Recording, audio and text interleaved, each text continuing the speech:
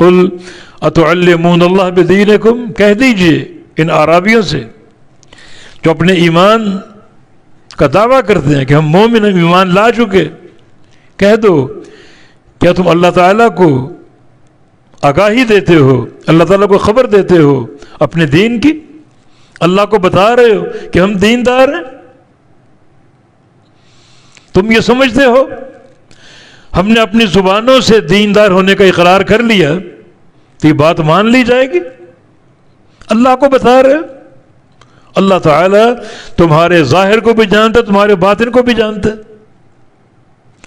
جس چیز کا اقرار تم اپنی زبانوں سے کر رہے ہو وہ چیز دل میں کہاں ہے؟ وہ دلوں کو دیکھتے، دلوں کو جانتا ہے۔ ان اللہ لا ينظر الى صورکم ولا الى اجسامکم ولا الى اموالکم ولکن ينظر الى قلوبکم واعمالکم۔ اس کی پہلی نظر تمہارے دلوں پر ہوتی، تو تم اللہ کو بتا رہے ہو کہ ہم دیندار ہیں، اپنے دیندار ہونے کی خبر اللہ کو دے رہے ہو، اللہ کو معلوم نہیں؟ تمہاری زبان کا دعویٰ کافی ہوگا؟ اللہ تعالیٰ تو تمہارے دلوں کو بھی جانتا ہے، تمہارے باطن کو جانتا ہے، اس لیے فرمایا کہ واللہ یعلم ما فی السماوات و ما فی الارض، اور اللہ جانتا ہے جو کچھ آسمانوں میں اور جو کچھ زمین میں ہے۔ آسمانوں کے اندر ہر شے کو وہ جانتا ہے، زمین کے اوپر، زمین کے نیچے، زمین کے اندر ہر شے کو جانتا ہے۔ جب اس کا ایسا علم ہے تو تمہاری اس قلبی کیفیت سے وہ آگاہ کیوں نہ ہوگا؟ تمہارے دل کے احوال کو کیوں نہ جانتا ہوگا؟ جبکہ زمین کے ایک ایک ذرے کو جانتا ہے،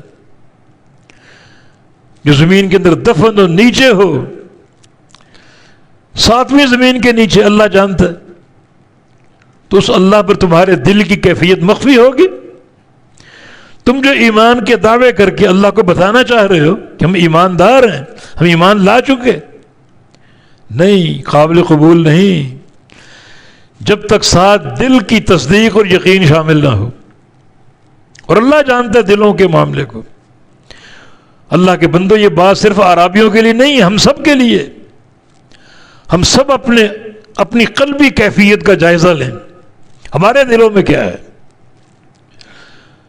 جس اللہ نے ہمارے ایمان کو قبول کرنا ہے وہ اللہ ظاہر اور باطن کو جانتا ہے، ہمارے دلوں کا حوال اس سے پوشیدہ نہیں ہے۔ آسمانوں کو جانتا ہے، زمینوں کو جانتا ہے، ہر شے، ایک ذرہ بھی اس سے مخفی اور پوشیدہ نہیں۔ واللہ بکل شیء علیم، اور اللہ تعالیٰ ہر شے کو خوب جاننے والا ہے، خوب جاننے والا ہے۔